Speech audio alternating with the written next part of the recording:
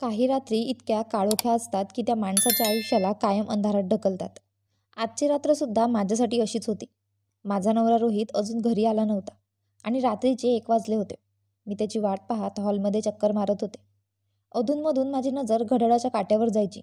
जसा जसा काटा पुढे सरकत होता तसतसे माझ्या हृदयाचे ठोकेही वेगाने धडधडायला लागले होते. मनातच मी रोहितला घरी येण्यासाठी प्रार्थना करत होते. तो अजून आला नव्हता. तेव्हा अचानक घरातील लाईट गेले. मला अंधाराची खूप भीती वाटत होती आणि यावेळी संपूर्ण घर अंधारात बुडून गेले होते. रोहित न आल्याने मी आधीच खूप काळजीत होते आणि खूप अंधार झाला होता. काही क्षण मला काहीच दिसत नव्हते. जणू माझी दृष्टी गेली. मी अवघडून माझ्या खोलीच्या दिशेने निघाले होते. वस्तू शोधत होते. तेव्हा रस्त्यावरचा कुत्रा घराच्या आत हजर असल्यासारखा भुंकत होता. जणू माझा जीवच गेला होता. त्यावेळी मला खूप भीती वाटत होती. घरात मी आणि माझे सासरे यांच्याशिवाय कोणीच नव्हते. तेही त्यांच्या खोलीत झोपले होते आणि यावेळी मी हॉलमध्ये एकटीच होते.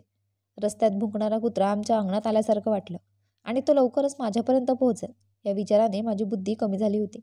मी किती आंधळेपणाने सासऱ्यांच्या खोलीत पोहोचले ते कळलंच नाही. मी त्यांच्या खोलीचा दरवाजा जोरात वाजवला. खोलीचा दरवाजा उघडला तेव्हा हॉलही अंधारात बुडाला होता आणि भीतीने मी थरथरत होते. मी म्हणाले, बाबा, आपल्या घरात कुत्रा शिरला आहे असे वाटते. मला खूप भीती वाटते. मी तुमच्या खोलीत जाऊ का? यावेळी मला खूप भीती वाटली होती, पण कदाचित हाच तो कमजोर क्षण होता ज्यात मी चुकीचा निर्णय घेतला. माझ्या सासऱ्यांनी माझा हात धरून मला त्यांच्या खोलीकडे ओढले आणि खोलीचा दरवाजाही बंद केला. यानंतर माझ्यासोबत जे काही घडलं, जर एखादी स्त्री तिच्या पतीपेक्षा कमी सुंदर असेल तर ती नेहमीच हीन भावनेची शिकार राहते. आजकाल मी पण अशाच परिस्थितीतून जात होते. रोहित खूप सुंदर आणि देखणा तरुण होता. खरं तर माझ्यातही चांगली वैशिष्ट्ये होती, फक्त माझा रंग गोरा नव्हता आणि हे मला दुसऱ्याच दिवशी माझ्या सासऱ्यांनी जाणवून दिले. सकाळी मी माझ्या खोलीतून बाहेर पडले तेव्हा घरात बरेच नातेवाईक उपस्थित होते. नाश्त्याच्या टेबलावर माझे सासरे आणि त्यांच्या बहिणीही बसल्या होत्या. माझ्या सासूबाई हयात नव्हत्या. नातेवाईकांमध्येही बहुतेक पाहुणे माझ्या सासरच्या बहिणी आणि भावांचे होते. हे माझ्या सासरचे काही मित्र आणि त्यांचे कुटुंबीय होते. मी त्यांच्यासोबत नाश्ता केला आणि जेव्हा माझ्या सासरच्यांनी माझ्या नातेवाईकांची ओळख करून दिली, ते सगळे खूप मनमिळाऊ लोक होते. पण काही वेळातच सगळे पाहुणे आपापल्या घरी परतले होते. आता फक्त मी आणि माझे सासरे घरात होतो. रोहित आत्याला सोडायला गेला होता. दुपारी माझ्या सासऱ्यांनी माझ्यासाठी चहा तयार करून आणला. ते म्हणाले, मला वाटले की मुलगी थकली असेल. मी तिच्यासाठी चहा बनवतो आणि तिला प्यायला देतो. ते माझ्या शेजारी सोफ्यावर बसले. मला चहाचा कप दिला आणि मग म्हणाले की रोहित खूप छान मुलगा आहे. माझा मुलगा खूप आज्ञाधारक आहे, पण तो सौंदर्यावर मरणाऱ्यांपैकी आहे. तू खूप छान आहेस, पण तुझा रंग रोहितसारखा गोरा असता तर बरं झालं असतं. असं म्हणतात की नवरी तीच जी नवऱ्याच्या मनाला भावते. माझ्या सासऱ्यांकडून हे ऐकून मला आश्चर्य वाटलं. मी म्हणाले, बाबा, तुम्हाला काय म्हणायचे आहे ते मला समजलं नाही. ते म्हणू लागले की खरं तर माझा मुलगा मध्यरात्री खोलीतून बाहेर आला होता. त्यावेळी मी पाणी पिण्यासाठी स्वयंपाकघरात जात होतो. मला जाग आल्याचे पाहून तो माझ्याजवळ बसला आणि म्हणाला, बाबा, अंजनात तुम्हाला काय दिसले? तुम्ही माझ्यासाठी ती पसंत केलीत? तुम्हाला माहीत आहे की मला सुंदर मुली आवडतात. निदान तुम्ही तरी माझ्या आवडीची काळजी घ्यायला हवी होती. माझ्या सासऱ्यांकडून हे सगळं ऐकून माझ्या हृदयाचा ठोका चुकवल्यासारखं झालं होतं. जरी रात्री रोहित मला असं काही बोलला नव्हता, उलट तो तर माझी खूप स्तुती करत होता. आम्ही दोघांनी एक सुंदर रात्र घालवली होती, जी माझ्या आयुष्यातील एक अविस्मरणीय रात्र होती. हो, मला आठवते की तो रात्री 3-4 वाजता खोलीतून बाहेर पडला होता आणि काही वेळाने परत आला होता. मी स्तब्धपणे माझ्या सासऱ्यांच्या चेहऱ्याकडे बघत होते. मग ते माझ्यापासून दूर गेले आणि म्हणाले, मला माफ कर अंजना. बेटा, कदाचित तुला माझे बोलणे वाईट वाटले असेल, पण काळजी करू नकोस. मी रोहितला खूप ओरडलं आणि त्याला सांगितलंही आहे की तुझ्याशी असं कधीच बोलू नकोस. तो तुला असं काही बोलला आहे का? माझ्या सासऱ्यांच्या प्रश्नावर मी क्वचितच मान हलवू शकले. रोहितचे बोलणे ऐकून मला जरा धक्काच बसला. तो त्याच्या वडिलांशी माझ्याबद्दल कसा बोलत होता? माझे मन हे मान्य करू शकत नव्हते, कारण रात्री रोहितचा माझ्याकडे बघण्याचा दृष्टिकोन खूप छान होता. खरं तर मला रोहितसारखा नवरा मिळाला हे माझ्या नशिबावर मी खुश होते. माझ्या सासऱ्यांनी सांगितलेल्या पुढच्या गोष्टीने मला अजून धक्का बसला. तुमच्यासमोर रोहित असे काही बोलणार नाही, ही खूप चांगली गोष्ट आहे. कारण मी त्याला सांगितले की ती लहान आहे. ती सर्व काही सोडून आपल्या घरी आली आहे. तिचे मन दुखवू नकोस. आता जे व्हायचं होतं ते झालं, पण नाते जोडणारी बाई अशी फसवणूकही करू शकते हे मला माहीत नव्हते. वाईट वाटू नकोस बेटा, पण जेव्हा मी तुला भेटायला आलो तेव्हा कदाचित तू मेकअप केला होता. त्यावेळी मला वाटले की तुझा रंग पूर्णपणे पांढरा आहे, पण खरा रंग तर... त्यांच्या बोलण्यावर मी गप्पच राहिले. सासऱ्यांच्या अशा शब्दांना कसं उत्तर द्यायचं ते कळत नव्हतं. होय, हे खरे आहे की जेव्हा माझे सासरे मला पहिल्यांदा भेटायला आले होते तेव्हा मी हलका मेकअप केला होता आणि आजकाल प्रत्येक मुलगी काही प्रमाणात करते.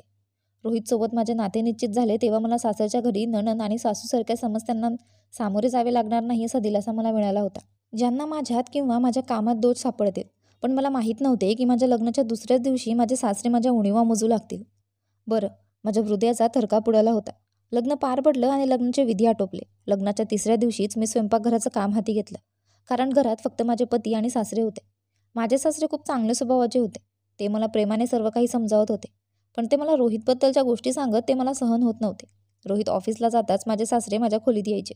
मी रोहितच्या विखुरलेल्या वस्तू आवरत असे. त्यावेळी खोलीच्या दारावर टकटक व्हायची. स्वतः दार उघडून ते आत यायचे. माझे सासरे हसत हसत रूममध्ये यायचे आणि मग म्हणायचे, पटकन नाश्ता कर आणि मग आपण दोघे खूप गप्पा करू. ते त्याच मैत्रीपूर्ण पद्धतीने बोलत असत.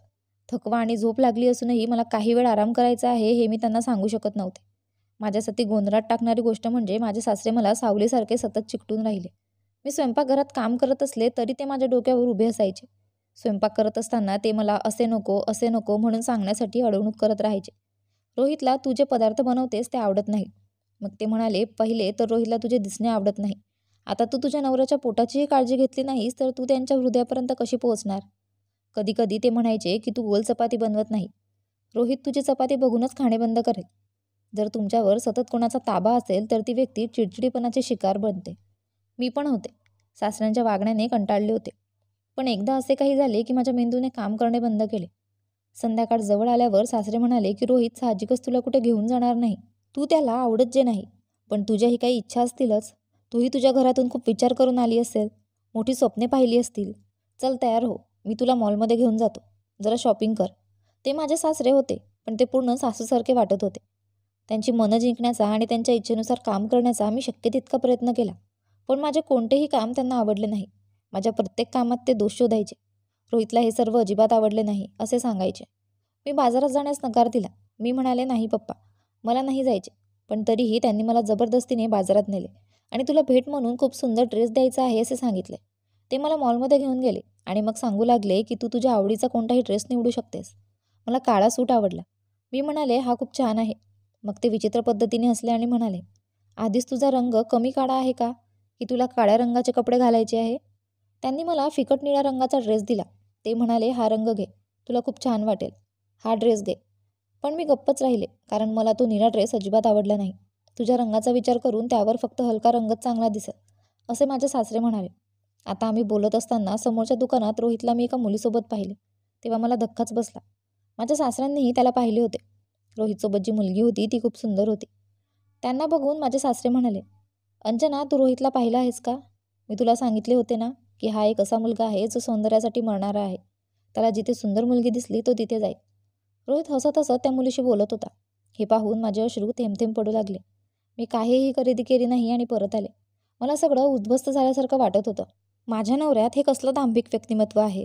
तो माझ्यावर प्रेम करत होता आणि इतर मुलींशीही अफेअर करत होता. माझे सासरे म्हणू लागले, बघ, मी तुला कधीही घर उद्ध्वस्त करण्याचा सल्ला देणार नाही, पण माणूस हा मुक्त पक्षी आहे, विशेषतः तो सुंदर असेल तर. होय, तू सुंदर असतीस तर गोष्ट वेगळी असते. आता बघ, रोहितने हा वेळ तुला द्यायला हवा होता. तुमचं नवीन लग्न झालंय. त्याने तुला बाहेर न्यायला हवं होतं आणि तो दुसरी मुलगीसोबत फिरत आहे. तू जर सुंदर असतीस तर आज तिच्याऐवजी तू त्याच्यासोबत फिरली असती. मला माझ्या मुलाच्या सवयी चांगल्या प्रकारे माहीत आहेत. तो तुझ्याशी कधीच विश्वासू नसेल. पण ह्यात त्याच्या तुझ्याशी लग्न करून मी सुद्धा खूप मोठी चुकी केली. त्यात माझीही चूक नाही. जेव्हा मी तुला भेटायला गेलो तेव्हा तू मला छान मुलगी वाटलीस. आता मला थोडेच माहिती होते हा सगळा मेकअपचा चमत्कार होता. माझी इतकी वाईट अवस्था झाली होती की मी रडायला लागले. माझ्या सासऱ्यांनी मला पाण्याचा ग्लास दिला आणि माझ्या अगदी जवळ बसले आणि माझ्या डोक्याला हाताने फिरवू लागले आणि म्हणाले, काळजी करू नकोस, मी रोहितला समजावतो. पण मी याची खात्री देऊ शकत नाही. मी दिवसभर रोहितसाठी त्याच्या आवडीचे जेवण बनवायचे, त्याचे घर सजवायचे, स्वतःला त्याच्या रंगात घालवण्याचा प्रयत्न करायचे, पण तरीही त्याला माझा त्याग दिसला नाही. रात्री रोहित घरी पोहोचला. मी बसले होते. खोलीत माझे डोळे रडण्याने लाल झाले होते. माझ्याकडे बघून तो म्हणाला, काय झालं अंजना, तुला बरं वाटत आहे ना? मला त्याला सांगायचे होते की मला तुझे वास्तव कळाले आहे, पण माझ्या सासऱ्यांनी मला सक्त मनाई केली होती की बेटा, तुझे घर अशा प्रकारे उद्ध्वस्त होईल जर रोहितला कळले की तुला माहीत आहे की त्याचं चक्कर चालू आहे. जर त्यांचे इतर मुलीशी संबंध असतील तर तो आणखीनच निर्भय होईल. आता तरी निदान तो काही प्रमाणात तुला घाबरत आहे. मी डोकेदुखीचे निमित्त काढले आणि तो म्हणाला, चल, मी तुला डॉक्टरकडे घेऊन जातो. एकतर तू काळी आहेस आणि रडून रडून तुझी अवस्था वाईट केली आहेस. तू अजिबात अशी बरी दिसत नाहीस. माझ्या गालावर हलकेच थोपटून त्याने मला हे सांगितले आणि हे ऐकून जणू माझे हृदय धडधडायलाच विसरले होते. मी म्हणाले, जर मी एवढी वाईट होते तर त्याने माझ्याशी लग्न का केले? मी तुझ्याशी कोणत्याही जबरदस्तीने लग्न केले नव्हते. माझे म्हणणे ऐकून तो माझ्याकडे लक्षपूर्वक पाहू लागला. मग हसून म्हणाला, मी खूप मोठी चूक केली आहे, पण आता मी काय करू? मी आधीच चूक केली आहे, मला पण ते पूर्ण करावंच लागेल. असं म्हणत तो जोरात हसला आणि माझ्या शेजारी बसला. त्याने माझा हात धरला आणि म्हणाला, अरे यार, मी फक्त गंमत करत होतो. तू जगातील सर्वात सुंदर मुलगी आहेस. माझ्या दृष्टिकोनातून पहा, तुझ्या इतकी सुंदर मुलगी मला जगात दुसरी कोणी दिसत नाही. चल उठ, मी तुला डॉक्टरांकडे घेऊन जातो. पण तो गंमत करत नव्हता हे मला माहीत होतं. कदाचित माझ्या सासऱ्यांनी त्याला टोमणे मारले असावेत. म्हणूनच तो त्याच्या मनातील भावना व्यक्त करून त्याला विनोद म्हणतो. मी माझा हात त्याच्या हातातून काढून घेतला. मी म्हणाले, मला कुठेही जायचं नाही. डोकं दुखतंय, औषध घेईल तर बरे होईल. असं बोलून मी खोलीतून बाहेर पडले. माझे मन खूप दुःखी होते. नवऱ्याचं बायकोवर प्रेम नसेल किंवा तिच्या उणीवांवर लक्ष नसेल तर हळूहळू बायकोचंही लक्ष नवऱ्यापासून दूर जातं. माझंही मन रोहितपासून दूर जाऊ लागलं. एकदा माझे सासरे म्हणाले की त्यांच्या घरातील कोणाचे लग्न आहे, त्यामुळे तुम्ही तयार व्हा. मी एक अतिशय सुंदर साडी काढली, जी गडद मरून रंगाची होती, आणि मी अतिशय काळजीने तयार होत होते. तेव्हा मी स्वतःकडे आरशात पाहिले. मी स्वतःच्याच प्रेमात पडले होते. ती फिकट रंगाची तपकिरी साडी, त्यात माझे मोठे डोळे, की एकदा त्यांच्याकडे पाहिले तर त्यात माणूस हरवून जाऊ शकतो. त्या क्षणी रोहित खोलीत आला आणि मला पाहून तो काही क्षण माझ्याकडे पाहतच राहिला. त्या दिवशी मी जिंकल्यासारखे वाटले. कदाचित माझ्या नवऱ्याचे हृदय माझ्याकडे खेचू लागले आहे. तो माझ्या पातळीवर उभा राहिला आणि म्हणाला, तुला पाहिजे तेवढे कपडे घालू शकते. बघ, तू माझ्यापेक्षा कमी गोंडस आहेस. असं म्हणत त्याने मला त्याच्या जवळ केले आणि तो म्हणाला, तू फक्त आरशात बघ आणि बघ. माझे हृदय पूर्णपणे तुटले होते. गेले 1 तासापासून मी स्वतःला तयार करत होते आणि माझी सगळी मेहनत व्यर्थ गेली असे मला वाटत होते. मला रोहितसमोर उभे राहून वाईट वाटू लागले होते. कदाचित माझ्या सासऱ्यांनी बरोबर सांगितले होते की वधू तीच जी पतीला भावते. मी लगेच रोहितपासून मागे हटले आणि रागाने माझे दागिने काढू लागले. समोर ठेवलेल्या टिश्यू बॉक्समधून मी टिश्यू काढला आणि मेकअप साफ करू लागले. माझी ही कृती बघून रोहित एकदम गंभीर झाला. त्याने विचारले, ही काय कृती आहे अंजना? तू काय करते आहेस? आपल्याला उशीर झालाय आधीच. मी म्हणाले, मला कुठेही जायचे नाही. रागामुळे माझी बोलण्याची स्टाईल खूप जोरात झाली होती. रोहित म्हणू लागला, हा कसला बालिशपणा आहे अंजना? छोट्या छोट्या गोष्टीवरून नाटक करू नकोस. मी म्हणाले की मला तिथे जाऊन स्वतःची थट्टा करून घ्यायची नाही, जी मला नको आहे. कारण मी तुझ्याबरोबर अजिबात छान दिसत नाही. तुझ्यासाठी मुलींची कमतरता नाही. तिथे खूप सुंदर मुली असतील. तू कोणासोबतही मनोरंजन करू शकतोस. मला काय म्हणायचे होते ते संपताच रोहितने माझ्या तोंडावर जोरात थप्पड मारली होती. या सगळ्यासाठी माझी अजिबात तयारी नव्हती. मला रोहितकडून अशी काही अपेक्षा नव्हती. रोहित म्हणू लागला, तुला माझ्याबद्दल काय समजले आहे? तू मला कोणत्या प्रकारच्या गोष्टी सांगत आहेस? मी इतका वाईट माणूस आहे का की माझी पत्नी आजूबाजूला असताना इतर मुलींकडे वाईट नजरेने बघेल? रोहितची बोलण्याची शैली इतकी विचित्र आणि जोरात होती की आमचा आवाज बाहेर पोहोचत होता. मी रडायला लागले. मी त्याला सांगितले की माझ्यासमोर त्याची शालीनता दाखवू नको. तू काय आहेस हे मला चांगलंच माहीत आहे. मी सुद्धा कदाचित सहन करून थकले होते. जणू संयमाचा पाराच भरला होता. त्याने मला हाताशी धरले आणि माझा हात बाजूने जोरात पकडला. मी वेदनेने अर्धांगवायू झाले होते. मी म्हणाले, हात सोड. तो म्हणाला, नाही, आधी मला सांग की तू मला काय करताना बघितलंस, की तू माझ्या चारित्र्यावर बोटं दाखवत आहेस. मी तुझ्या चारित्र्यावरही बोटे दाखवू शकतो, समजले? मी असंही म्हणू शकतो की मला तुझ्याबद्दल बरेच काही माहीत आहे, परंतु मी गप्प आहे. मी तुझा मान करत आहे. त्याच्या तोंडून हे ऐकून माझ्या डोक्यावर आभार कोसळल्यासारखं वाटलं. ही एकच गोष्ट राहिली होती. मी म्हणाले, रोहित मला सोड. तो रागाने लाल झालेल्या डोळ्यांनी माझ्याकडे बघत होता. तो म्हणाला, माझ्या संयमाची परीक्षा घेऊ नकोस. मी तुला तयार होण्यासाठी आणि बाहेर येण्यासाठी 10 मिनिटे देत आहे. ज्या प्रकारे तो गर्जना करून माझ्याशी बोलला, मी एकदम घाबरले होते आणि अचानक दारावर थाप पडली. रोहितने माझा हात सोडला आणि खोलीचा दरवाजा उघडला. माझे सासरे खूप काळजीत खोलीत आले आणि विचारले, काय चालले आहे? तुमच्या दोघींच्या भांडणाचा आवाज वस्तीच्या भिंतीपर्यंत पोहोचतोय. हीच एका उच्चभ्रू घराण्याची पद्धत आहे का? माझ्या सासऱ्यांनाही राग आला असावा. रोहित म्हणाला, तिला समजावून सांगा. जर तिने असे गैरवर्तन केले तर मी तिच्याशी खूप वाईट वागेन. एवढ्यात रोहित रूममधून निघून गेला. तेवढ्यात माझे सासरे माझ्या जवळ आले आणि विचारले, काय झालंय अंजना बेटा? मी रडले आणि म्हणाले की तो मला सतत टोमणे मारतो. जर मी त्याला इतके आवडत नसते तर त्याने माझ्याशी लग्न का केले? माझे आयुष्य का खराब केले? मी थकले होते. मी ज्या प्रकारे रडत होते, माझ्या सासऱ्यांनी त्यांच्या खांद्यावर माझे डोके ठेवले आणि मला प्रेमळपणा करायला सुरुवात केली. ते म्हणाले, अंजना गप्प राहा. असं आहे, मी त्याला समजावतो. तुम्हा दोघांनी सेटल व्हावे अशी माझी इच्छा आहे, पण मला तसं काही दिसत नाही. बघा, पुरुष कधीच तडजोड करत नाही. स्त्रीलाच नतमस्तक व्हावं लागतं. तुला प्रत्येक प्रसंगात धीर धरावा लागेल. मी शिकलेली मुलगी होती. चांगल्या घराण्याशी माझा संबंध होता. असं असूनही रोहितच्या प्रत्येक गोष्टीला मी मान टेकवत असे. पण तरीही जर त्याने माझ्यावर विश्वास ठेवला नाही आणि माझ्यात काहीतरी कमतरता पाहिली तर मी काय करू शकते? माझे सासरे म्हणाले, तू तयार हो, नाहीतर विनाकारण प्रकरण वाढेल. मी पुन्हा उदासीने तयार झाले. लग्नातही मी एका कोपऱ्यात शांत बसून राहिले. रोहित माझ्याकडे टक लावून पाहत राहिला, पण मी बोलले नाही. आम्ही दोघेही काही दिवस एकमेकांशी बोललो नाही. एकदा बाहेर दारावर थाप पडली. नेहमी माझे सासरे दरवाजा उघडायचे, पण आज ते खोलीतून बाहेर आले नाहीत. म्हणून मी मेन गेटवर पोचले. मी कोण आहे असे विचारल्यावर बाहेरून कोणीतरी सांगितले, मी तुमच्या शेजारून आलो आहे. मी दरवाजा उघडला. एक मुलगा होता. तो म्हणाला, काका आहे का? तो माझ्या सासऱ्यांबद्दल विचारत होता. मी म्हणाले, हो. तो म्हणाला, त्यांनी मला त्यांच्या घरी बोलावले आहे. मी मागे आले आणि तो आत आला. मी माझ्या सासऱ्यांच्या खोलीकडे बोट दाखवले आणि ते तिकडे गेले.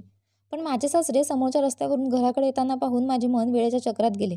मला आश्चर्य वाटले की माझे सासरे घराबाहेर होते, तर हा मुलगा माझ्या सासऱ्याचे नाव घेऊन घरात का आला? मी त्याला म्हणाले, तू इथे का आला आहेस? तो म्हणू लागला की काकांनी मला घरी यायला सांगितले होते. मी म्हणाले, तू खोटे बोलत आहे. माझे सासरे बाहेरून येत आहेत. मी त्यांच्याशी बोलत होते तेवढ्यात अचानक माझे सासरे घरात आले आणि त्या मुलाला पाहून ते माझ्याकडे विचित्र नजरेने पाहू लागले. मुलगा अचानक घराबाहेर पडल्याचे पाहून मला आश्चर्य वाटले. माझे सासरे माझ्याकडे रागाने पाहू लागले आणि म्हणाले, अंजना, हा कोण होता आणि घरात का आला होता? सासऱ्यांकडून हे ऐकून मला आश्चर्य वाटलं. मी म्हणाले, तो तुम्हाला भेटायला आला होता. तुम्हीच त्याला बोलावलंय.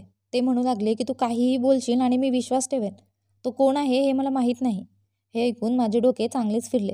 मी म्हणाले, पप्पा, मी खरे सांगते आहे. हे त्याने मला सांगितले आहे. तो तुला काहीही बोलेल आणि तू दार उघडून त्याला आत बोलावशील. रोहितही घरी आला होता. माझ्या सासऱ्यांचा यावरून वाद सुरू होता. त्याने आमचे अर्धे संभाषण ऐकले होते. तो त्याच्या वडिलांना काय झाले ते विचारू लागला. पण माझे सासरे लगेच गप्प झाले आणि मला गप्प राहण्याचा इशारा केला. ते बोलू लागले, काही नाही. रोहितने खूप विचारूनही ते काही बोलले नाही. रोहित काही गोष्टी बोलू लागला. मी ऐकले आहे. कोण आले होते? पण सासरच्यांनी त्याला सोडायला सांगितलं. मी इथे आहे, मी प्रकरण हाताळेन. रोहित माझ्याकडे बघत खोलीत गेला. तेव्हा माझे सासरे म्हणाले, त्याला काही सांगू नकोस. मला तुझे घर खराब होऊ द्यायचे नाही. 2-3 दिवस झाले होते रोहित रात्री घरी आला नाही. मी खूप काळजीत होते आणि मग लाईट पण गेली. आणि मग कुत्र्यांच्या भुंकण्याचा आवाज ऐकून मी खूप घाबरले आणि मला माझ्या सासऱ्यांच्या खोलीत जावे लागले. पण मी तितक्यात घरी गेले. माझ्या सासऱ्यांच्या खोलीत मला कोणीतरी आपल्या मिठीत घेतल्याचे वाटले. त्या क्षणी खोलीतील लाईट का आली हे मला समजले नाही. माझे सासरे बेडवर बेशुद्ध अवस्थेत पडलेले आणि मला मिठीत घेतलेला मी पाहिला तोच मुलगा होता जो त्या दिवशी माझ्या सासऱ्यांचे नाव घेऊन घरात घुसला होता.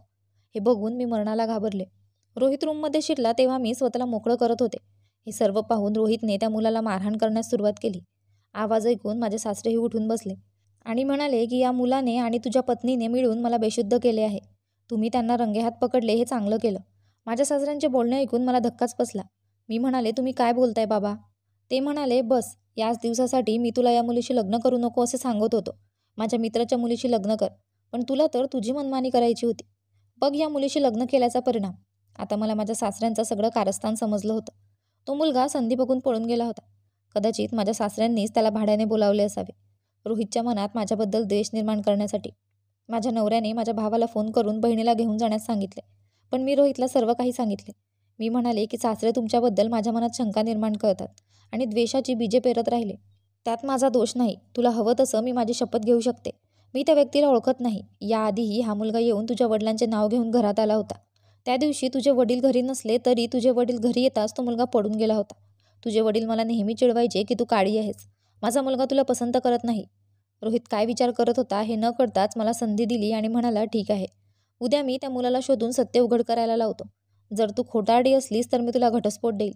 दुसऱ्या दिवशी रोहितने त्या मुलाला शोधायला सांगितले आणि त्याला बेदम मारहाण करून आणि पोलिसांची धमकी देऊन त्याला सत्यात बोलावून घेतले. त्यामुळे त्याने माझ्या सासऱ्यांच्या सर्व युक्त्या रोहितला सांगितल्या. रोहितने जेव्हा मला एका मैत्रिणीच्या लग्नात पाहिलं तेव्हा त्याने त्याच्या वडिलांना माझ्यासाठी नाते पाठवण्याचा आग्रह धरला होता. पण माझ्या सासऱ्यांना रोहितचं लग्न त्याच्या मित्राच्या मुलीशी करायचं होतं आणि रोहितनं त्यांच्या आवडीच्या मुलीशी लग्न करावं असं त्यांना वाटत नव्हतं. हा सगळा खेळ रोहितने मला सोडावे आणि त्यांनी त्यांच्या मित्राच्या मुलीशी त्यांचे लग्न करावे म्हणून रचला गेला होता. कोण म्हणतं फक्त सासू सुनेविरुद्ध कट रचते? कधीकधी सासरेही हे कामं करतात. जेव्हा संपूर्ण सत्य उघड झाले तेव्हा माझ्या सासऱ्यांना लाज वाटू लागली. कदाचित त्यांचे सत्य समोर येईल यावर माझा विश्वास बसला नसेल. रोहित माझा हात धरून म्हणाला, अंजना, मी तुझ्यावर मनापासून प्रेम करतो. प्रेम दिसण्याच्या आधारावर होत नाही, ते फक्त घडते. आणि मी पण तुझ्या प्रेमात पडलो. आणि कोण म्हणतो की तू गडद रंगाची आहेस? मला तर तू आधीच आवडली होतीस. तुझा काळसर रंग आणि त्या मोठ्या काळ्या डोळ्यांनी माझ्या मनाची शांती हिरावून घेतली होती. आणि त्या दिवशीच मी तुला पसंत केले होते आणि नाते तुझ्या घरी पाठवले होते. पण मला माहीत नव्हते की माझे वडीलच हे नाते खराब करतील. रोहितने वडिलांकडे रागाने पाहिलं. आता माझ्या सासऱ्यांकडे बोलण्यासारखं काही उरलं नव्हतं. रोहित माझा हात धरून मला खोलीत घेऊन आला. मी रोहितच्या छातीला मिठी मारून रडू लागले. रोहितला हरवण्याची भीती काय असते ही भीती मला रोहितने घटस्फोटाबद्दल सांगितल्यावर समजली होती. जेव्हा मी रोहितकडे याबद्दल तक्रार केली तेव्हा तो खूप लाजला आणि म्हणाला, मला माफ कर. माझे वडीलही माझ्यासोबत हे सर्व करू शकतात हे मला समजत नव्हते. यापुढे तुझी माझ्याविरुद्ध कोणतीही तक्रार नसेल, असे सांगून रोहितने मला आपल्या कुशीत घेतले. मी पण आरामात रोहितच्या छातीला मिठी मारली. आता आयुष्यात दुःख नव्हते. मित्रांनो, मला आशा आहे की तुम्हाला आमची कथा आवडली असेल. जर तुम्हाला कथा आवडली असेल तर व्हिडिओला लाईक करा. तुम्ही जर चॅनलवर नवीन असाल तर चॅनलला सबस्क्राईब करा. आणि होय, नोटिफिकेशन बेल दाबा जेणेकरून पुढील व्हिडिओची अपडेट तुमच्यापर्यंत पोहोचेल. धन्यवाद.